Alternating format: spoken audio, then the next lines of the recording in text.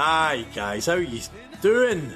It's a special edition drop of WrestleMash for a wee change on a Monday. Hope you guys are all doing well out there. It is myself, Paul, and I am joined by Macho Mick. And we're just going to go over the AEW Revolution card, and by Christ, what a pay-per-view, Mick? What a night of wrestling that was, eh? Absolutely knackered. I'll totally and utterly agree with that. They're mentally exhausted, but in a positive way. I'm a spent force after watching that. That was a roller coaster ride all night. We saw the debut as big headline first for me, and I think for you as well, Mike. The debut of William Regal in AEW. Who would have thought? That's with the lack. I mean, spoiler alert. With the lack of titles changing hands, I'd say the biggest thing that came out of that pay-per-view was the debut of William Regal, and what would certainly seem to be the formation of a yet-to-be-named stable with Brian Daniel. Daniel, no.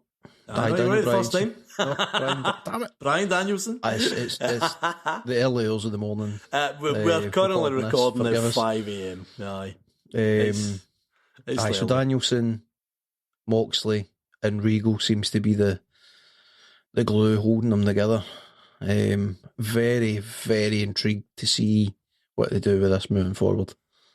Aye, absolutely. It's mad to think. I mean, it continues to be mad to think that all of the crown jewels of the NXT Black and Gold show now sit in an AEW locker room. It's wild. AEW is turning into the cream of Ring of Honor alum and the cream of the heyday of NXT forming a super promotion. Aye, I mean, you would argue that that's AEW developmental, really. It's been it has done exactly what it said on the tin. It is a developmental. It just didn't develop them for WWE. It's incredible to think now that I mean the other big debut, of course, Shane Strickland, Swerve Strickland, whose house? Shane's house. He obviously was the other big kind of debut, and he signed a contract after the Face of the Revolution ladder match, which again, another exciting young talent who's been on NXT recently for a wee kind of run and held the North American Championship. It just what a developmental kind of process, but maybe not for what it was originally intended. But I'll tell you what, we will get into this. It was a 12-match card in total, would you believe? 3 of them on the undercard. I will just run over it quickly, Mick. Legit Layla Hirsch wins against Chris Statlander. Hook very comfortably defeats QT Marshall. Quite enjoyed the kind of builds on the kind of Hook mystique, and I think for you'd be glad he's kind of moving on for that now. I just hope that they leave it there. Aye, I would agree that that's the best way to do that now. Just let's start to move this boy up the card a bit. I mean, the big shock for the pre-show was the 6-man House of Black, Malachi Black, Brody King, Buddy Matthews beating Death Triangle, which was Pac, Penta, and the debutant Eric Redbeard. Eric Redbeard actually taking the pin, but only after about what felt like about 600 finishers. But I mean, it was a PWG Spot Fest, man. It was so much fun, wasn't it? Phenomenal match, really, really fun match. It ticked all the boxes. It did what it needed today. It really was. It was high paced. The working big men were tremendous. Like there was a spot of the 2 big guys just butting heads with like shoulder charges, man. It was like rotten fucking stags, wasn't it, man? Like, aye. Absolutely brilliant, man. It really was an absolute treat for that to be the free pre-show going into the paper. Aye. It was, that match in particular, it was just absolute pro wrestling theatre at its best. But honestly, I mean, I'm sitting smiling. I mean, I've not stopped smiling on it, man. Very few things disappointed me tonight, if any, really. So obviously, I mean, that was the pre-show. it done exactly what it should do. I was incredibly excited for the main card by the time it came to main card time. And obviously we started the main card with Eddie Kingston and Chris Jericho. Mm-hmm. Eddie Kingston picks up the win, kind of 14-minute match. Very hard hitting, very stiff. Yep. Loads of kind of strong style, kind of striking exchanges. Mm-hmm. Very fitting match for the story they were trying to tell and for where they're both at with their careers, I would say. Aye. I mean, we were talking during the pay-per-view, but just Chris Jericho has to be in the conversation as one of the greatest ever. Yep. I mean, he's over 50 now. He's still putting on matches like this. Yep. He's still doing line salts. He's he's still doing these, going through the greatest hits. Aye. He's hitting all his marks. He's playing all the right notes. And just always the consummate professional. Yeah. It was a treat. It really was. I think right result, all things considered, as far as Eddie Kingston. I think he needed. I remember speaking previously on a WrestleMash about how it's about time he got a big win. Yep. And this is definitely a big win. Absolutely. Opening match of a pay-per-view. Shocker for me was that although Chris Jericho, by all accounts, seemed to have, if not turned heel, very much laid the groundworks for a heel turn over the next couple of weeks. But no inclusion or mention of the Inner Circle. Aye, that was all kind of left out. No Proud and Powerful, no Jake Hager. Aye, all kind of left to the side. Guevara was obviously on the pay-per-view, but involved with another nothing to do with it. Match. Had absolutely nothing to do with it. And I don't recall seeing him coming out with the jacket on. No Inner Circle gear on whatsoever. Aye, so it's all kind of left. Obviously, they've got some answers to kind of give us when it kind of comes to Dynamite and following on for there, but. Tremendous match, man. Tremendous match. Next up in the card, and I mean, for me, I think probably the best match of the night. An absolute. I mean, I feel like I would have to watch this in slow motion again to pick up everything. And that was the three-way tag match.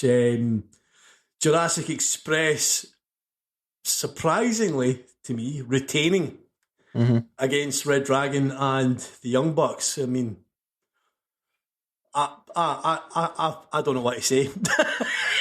Just an instant classic.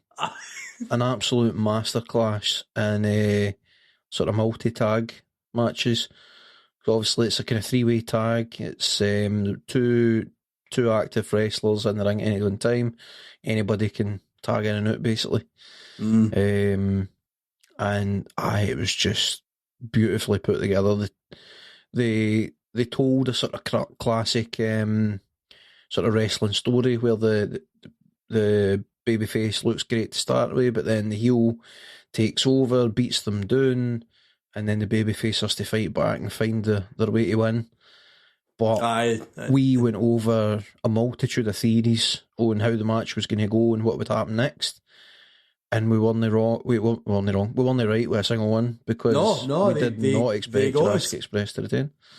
I think we saw Red Dragon potentially winning due to a bit of kind of skullduggery, stealing the win for the Young Bucks or whatever. But I mean, I'm no mad at the idea of Jurassic Express getting their big win to look strong. It's done them a lot of good, and by Christ, do they look at home at the top of the tag card? I mean, it was an absolute. I don't think I've ever seen a better three-way tag match done with the tag rules, like.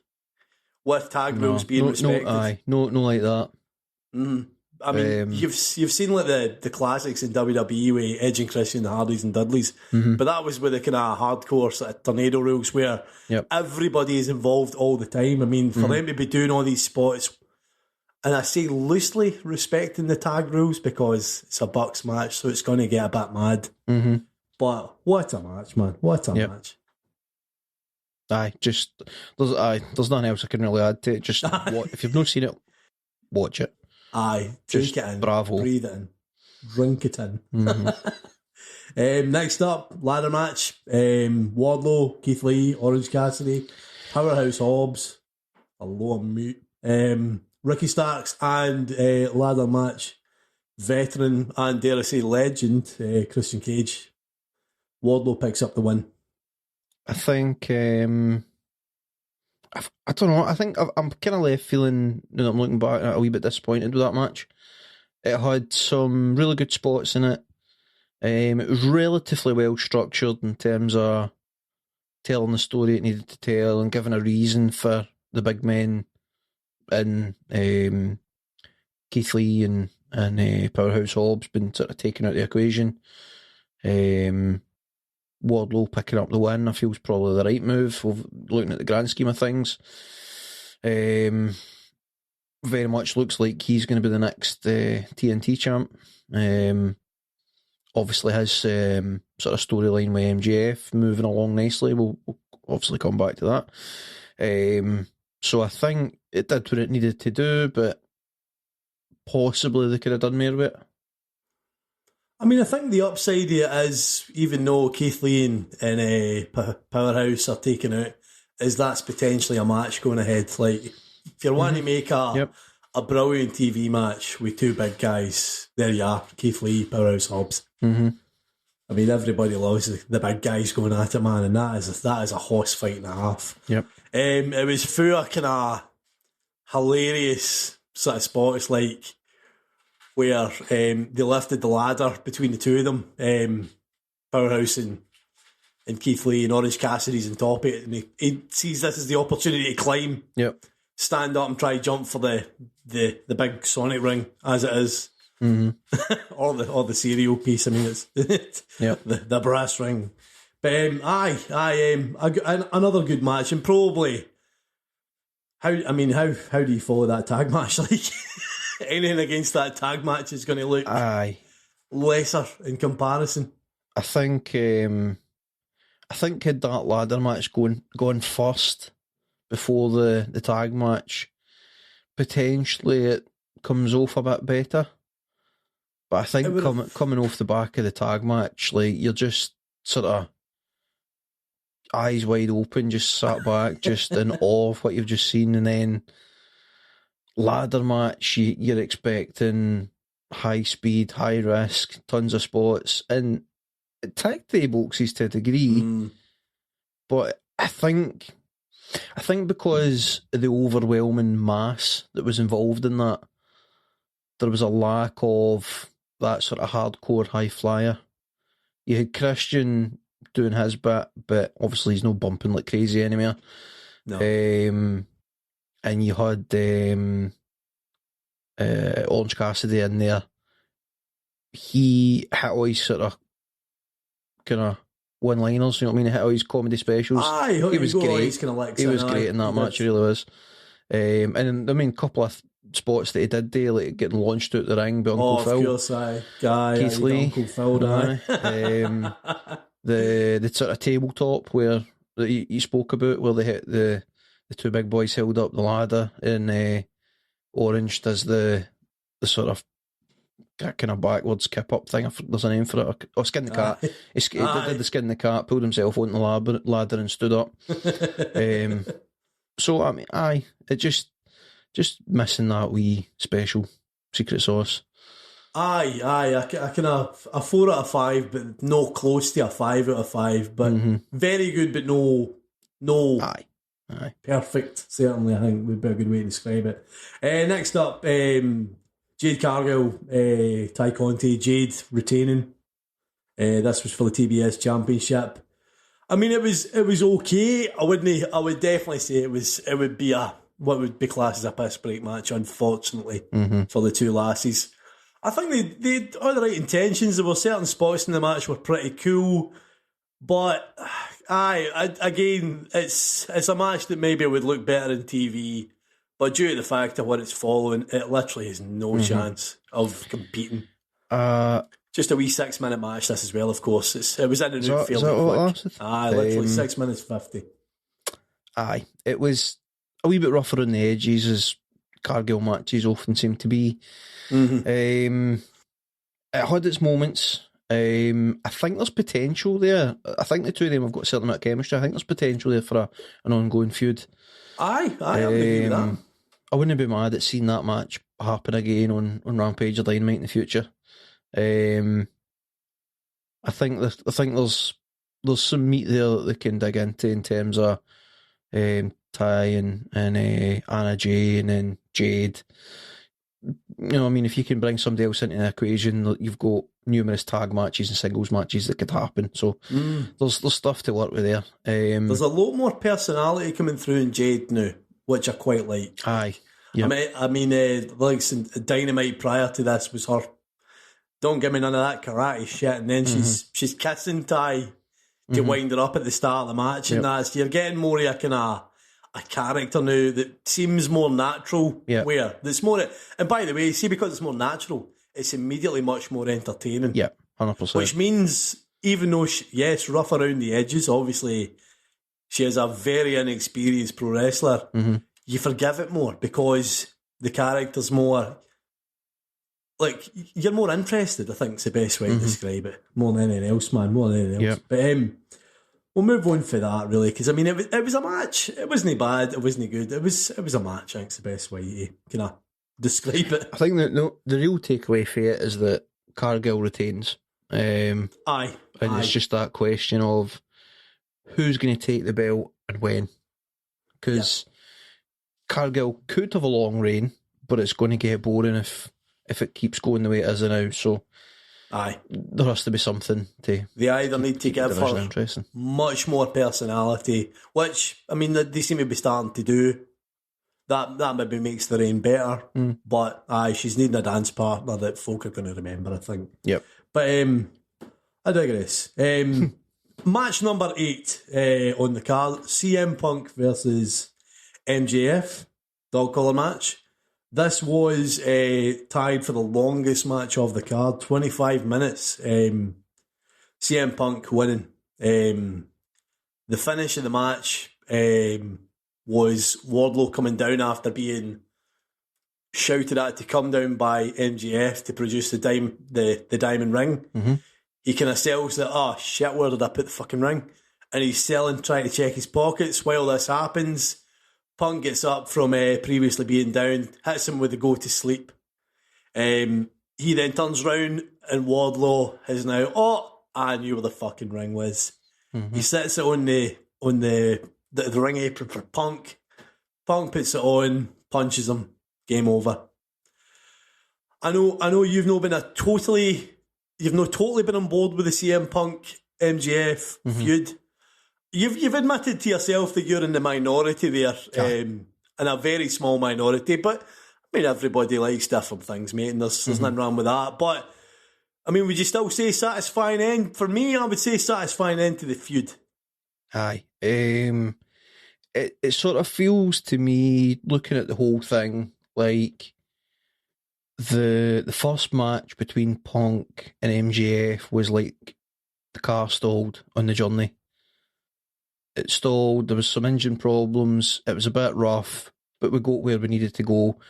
The payoff was there at the destination when we finally got there. I think the journey could have been smoother, potentially it could have been longer.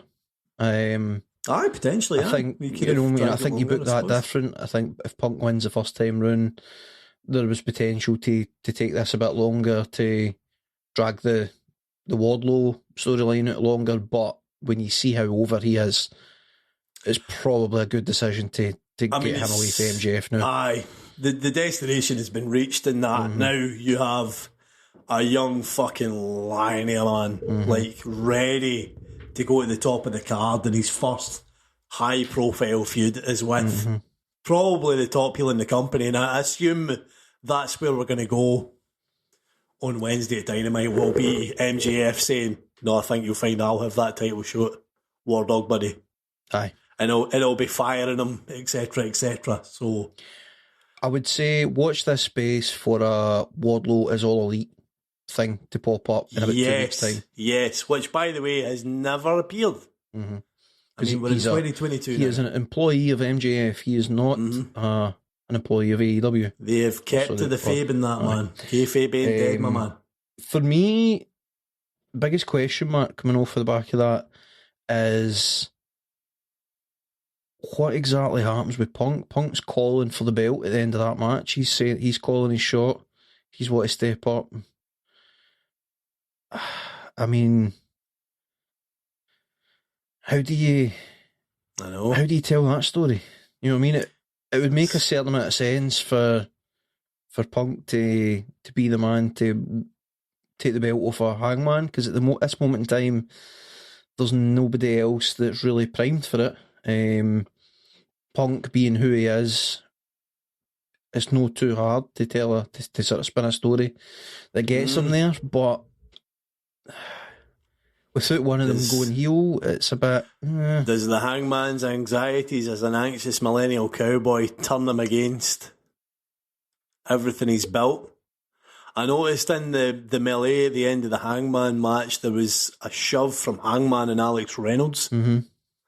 I mean, is that them planting seeds? We'll get to that, obviously. We'll get to that.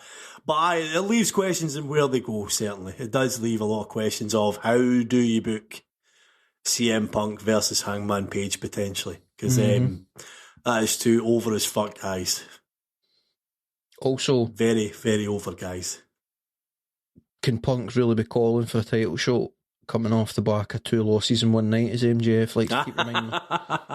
Aye, well, I mean, there's you're potentially hinting towards a continuation of the feud. I mean, as you've seen with AEW, you don't just need to be feuding with one guy. There can be multiple sort of story ends all running at once. Like, I've sort of very good at that. I've stated before that I would like to see MJF get a big payoff, and I think it would be great to do a long-term story where MJF finally wins the world title, taking it for Punk, and that's the real payoff for the long-term story.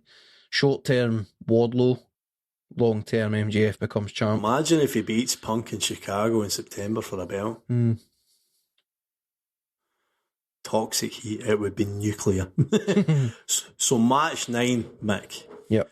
And this for me would probably be the one thing that let me down on the night. Britt Baker, DMD, retaining against Thunder Rosa.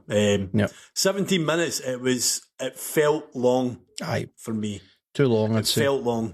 And considering, I think maybe it's the fact that these two probably had one of the top 10 matches of the year when they had their lights out match. This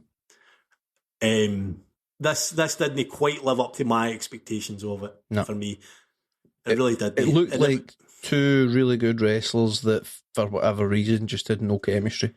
It just didn't seem to work at bits. I don't know, man. There just something felt off. I said that to you a couple of days ago after Dynamite was aired. I said the chemistry just seemed weird.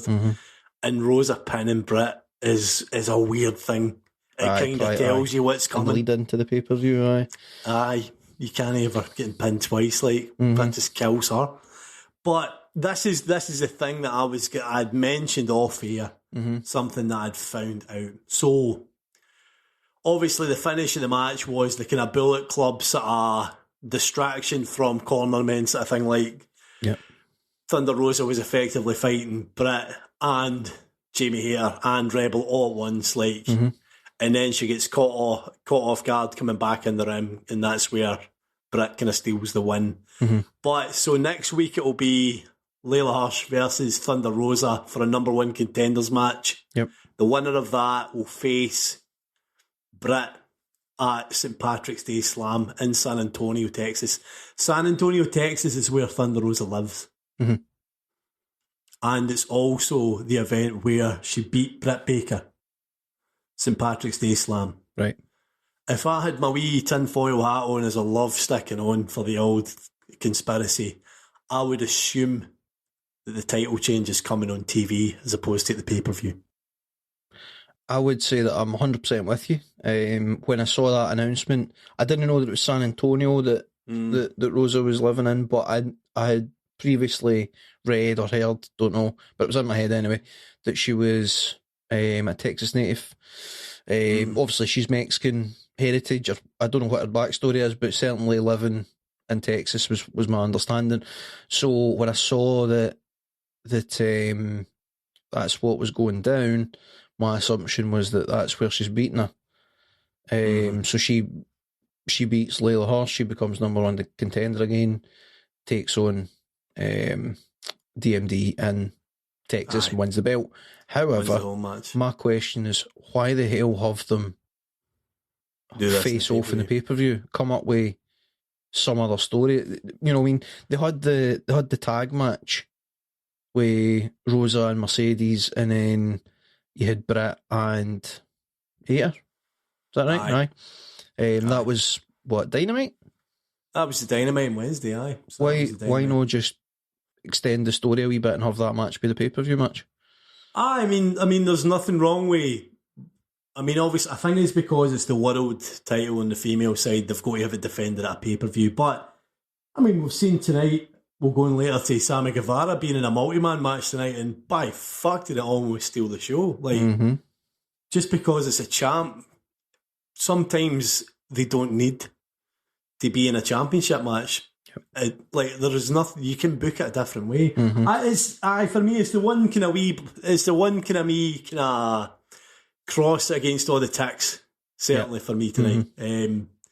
Maybe just hasn't quite lived up to the expectations. It's everybody wants Thunder Rosa as the champ. I think it's a kind of general consensus that she should be the next champion, but they've kind of fumbled it thus far. Hopefully they recover it though. Fingers crossed. Match number 10. One I think we both enjoyed. Moxley versus Danielson. John Moxley wins. He said, I don't team together with somebody without bleeding together. By fuck did these two guys bleed together.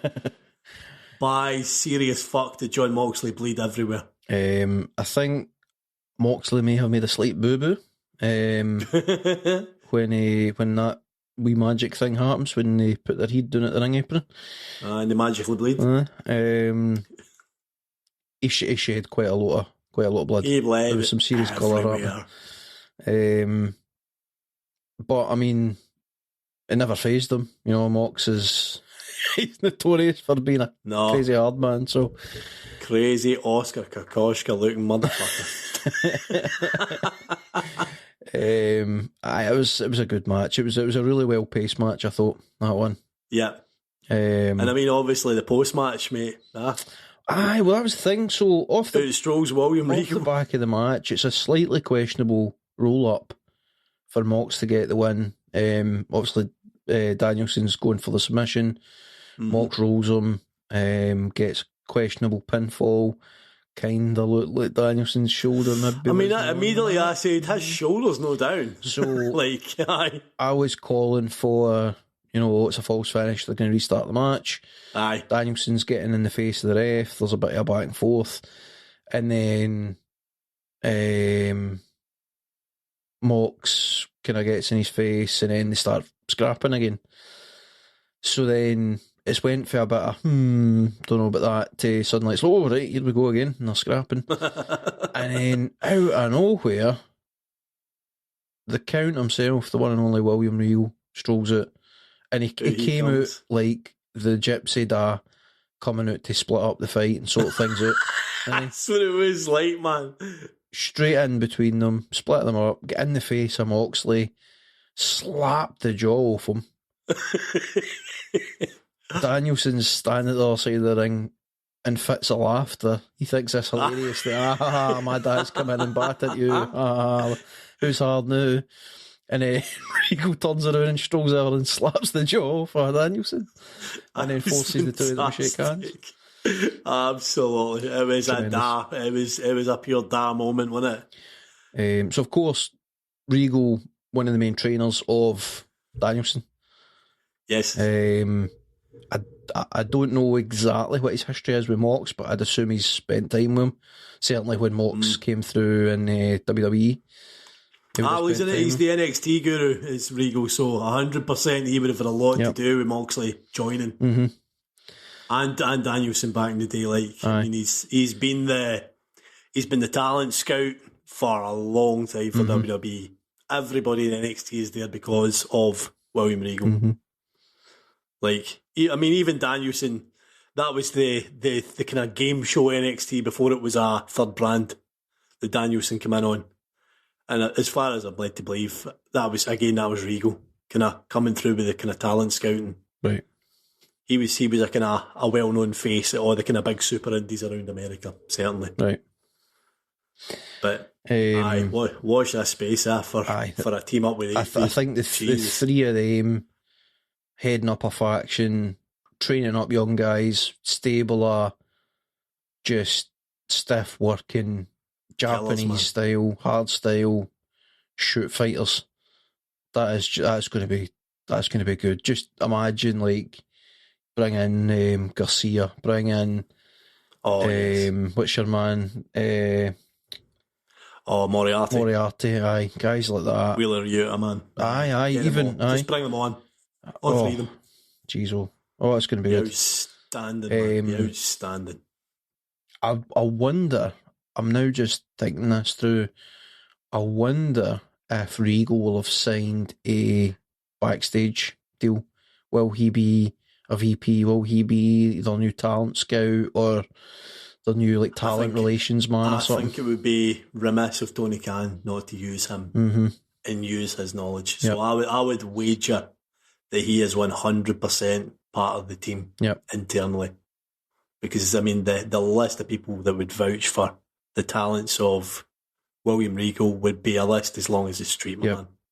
It really would be. And, I mean, obviously, Ring of Honor, you now have to consider possibly he has a role involved with Ring of Honor, depending on what they want to do with it. Like, I tell you what, he's got a history of developing a very good development brand style of wrestling. On and off screen, I wouldn't be mad at Regal running Ring of Honor.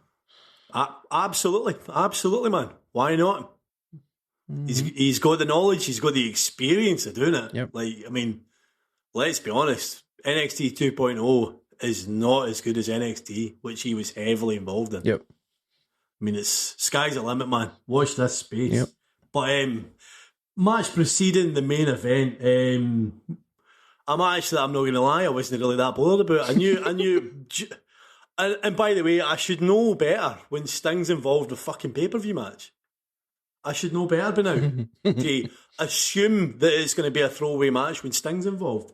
So it was Darby Allin, it was TNT champion Sammy Guevara and Sting defeating the Andrade Hardy family office team of Andrade El Idolo, Matt Hardy and Isaiah Cassidy. 6-man tornado match. I didn't realise it was a tornado match. Nor did I realise it was a hardcore match. There was also some ad interference. Mark Quinn turned up. Jose the assistant get yeeted everywhere, man. He got brutalised. He got put inside a steel bin, trash can, what do you want to call it? And then Darby Allin with a tope suicida, head and shoulder first into the trash can with Jose inside it, just near killed him. And somehow managed to use that impact to turn around and walk away from the... Darby hit him head first, but yet somehow was still standing by the finish of the dive. There is nobody, everybody should be banned from suicide dives, apart from that. There's nobody else can do it. Or either that, just rename it as the Darby Allin dive or something. Darby dive. Darby charge. But I mean, absolutely, this was WWE Attitude Era hardcore match madness. Like, the cameramen had such a fucking job just trying to cover what the hell was going on. It was just chaos, and the crowd loved it, because there was stuff going on everywhere. Right. I mean, the big guy came in out of nowhere flipping, and I'm like, where the fuck did he come from? it was just wild. And you could hear the crowd reacting to stuff that the camera couldn't quite get to yet, because there was already a big, massive spot happening in front of your face. There was that moment where Hardy and who was it? Hardy and Darby, I think. Hardy and Darby were going at it, sort of making their way into the crowd. And I'm saying to Paul, what's going on here? There's something happening in the crowd. What's the crowd doing? Turns out Andrade and Sting, I think. I was Sting, were in the middle of a brawl in the middle of the crowd. They're already deep into the crowd. We don't know how or when they got there. Just utterly batshit insane, man. Like, Wild. there's no words for it. And obviously, I mean, the highlight spots, I think, that you'll probably see in days to come.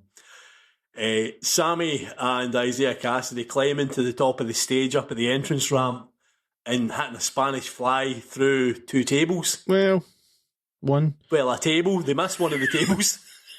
Sweet Jesus, did that look rough? Cassidy seemed to kind of headbutt the first table because they overshot it and went through the second table pretty flat as well.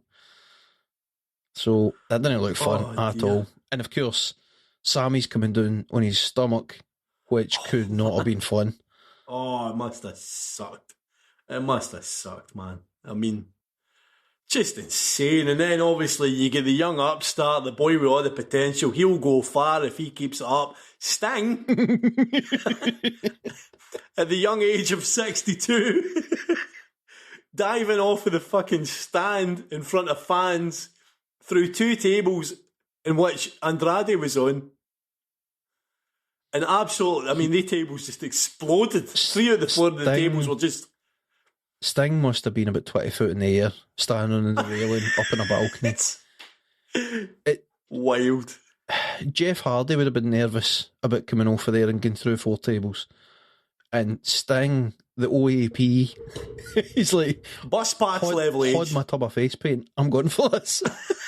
Hod my face paint. I mean, he just is going to potentially be one of the greatest retirement runs ever. Aye. Ever. I don't think it's ever been better. He's wrestling better now than he did 10 years ago, and I cannot wrap my head around how. I always thought nobody could top the PCO run in Ring of Honor. Like, a guy who was done, and then all of a sudden he's this renaissance in a career where you just think, why? Like, where does that come from? But Sting probably tops it now. Aye, absolutely insane. tops it. Just wild. 62 years old. It's still hanging. It's getting to the point where if a pay-per-view comes about and he's involved in a match, then you know he's going to be involved in a spot. He's going to dive off a stage or something. I should know better. I should know much better than to say, I mean, it's a palate cleanser. No, it was epic. It was fucking epic. It was epic. And obviously, main event time. And that was Hangman Page and Adam Cole. I was about to say Hangman Cole. No, they're both called Adam. They're not both called Hangman. Oh, fuck's sake. The 5 a.m. brain is on here. So, Hangman Adam Page defeating Adam Cole for the World Championship. 25-minute match. They had a high ceiling to catch up with to catch the standard of the pay-per-view. Yeah. I think they did it. I think this was a fantastic world title match. I'd say it was a worthy main event. I think it's just a shame that it felt a wee bit last minute. I feel like they should have been building to this for January. Yeah. Unfortunately, they kept the Adam Cole, Orange Cassidy thing going a wee bit too long. Just a touch too long, wasn't it, man? And for reasons decided that to give Adam Page saw him today, they would just casually fling him in a death match, Texas death match. Just chuck in Lance with this murder hawk monster. So, I mean, I don't know what the reasoning was behind the decisions, but nevertheless, the match was very much worthy of being the main event. It was a fantastic match for what it was. Loads of callbacks to the kind of Ring of Honor stuff. Mm-hmm. Loads of callbacks even to Adam Cole's NXT run with the tuning up the band, the Shawn Michaels stuff. Yep. He super kicks Adam Page in a backflip, like akin to the Ricochet spot in NXT. Yep. Fantastic, man. Unusually a wee bit booing at the end of the match with Hangman getting booed by the crowd.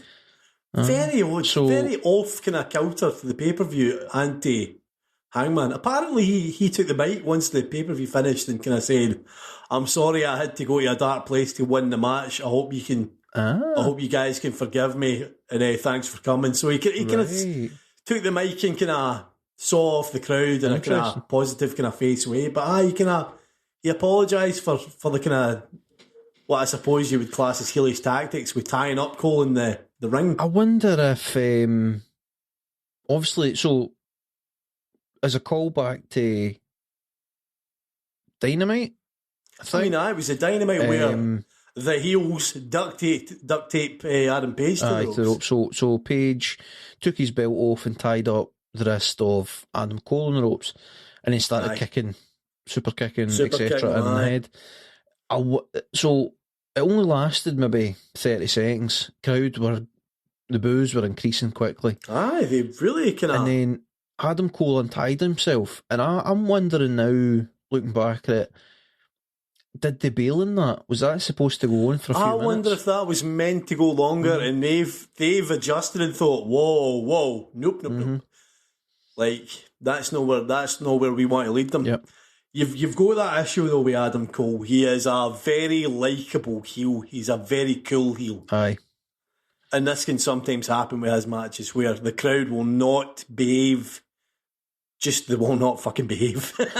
They're not going to go the way. Like obviously the wrestlers want to lead us into where they're wanting to go. Like they're the conductor, we're the orchestra. Like they're trying to get us to play the music. To quote Cody Rhodes, pro wrestling's at its best when the wrestlers in the promotion can convince the audience that where they're taking them is where they want it to go. Yes. And I think there was a quick adjustment there to just make sure to not go against the audience, basically, and to kind of remove that chance. I mean, he hits the buckshot in the boom and everybody still cheers for him winning. But it's interesting to acknowledge that post-match and post-pay-per-view, like it is, I'm sure there'll be a video comes up of that pretty, if not already, there is stuff online to kind of show that kind of wee speech. So I'm going to need to get that checked out, man. But, I mean, we're fast running out of time here, Mick. So, to sum up, how did you feel about the whole event, mate? I think overall, like a kind of solid 4 out of 5 as a pay-per-view. It was a really enjoyable pay-per-view. Some surprises, some big moments, some phenomenal matches. There was a couple of missteps in there. I question whether or no when 4 out of 5 belts are on the line, none of them change hands. Is the booking right there? Probably no. But that does surprise me. That does. I don't know. Pay-per-views where you change hands with belts usually. But I suppose that means there's potentially a bit of movement coming on TV now. I mean, the TNT potentially changes hands very soon. Which raises a question in my mind of, other than for the fact that it's a long show and there's really big matches, big production, what are you paying for the pay-per-view for? Very true. If the title matches and title changes are happening on TV, free TV, you know what I mean? What's the extra value of the pay-per-view? So I mean that is an argument. I think aye, definitely. It's I've never seen it like this where there is no title changes. It's the first time I think, to my recollection, that they've went this way. Right. I don't think they'd be well served repeating it. No.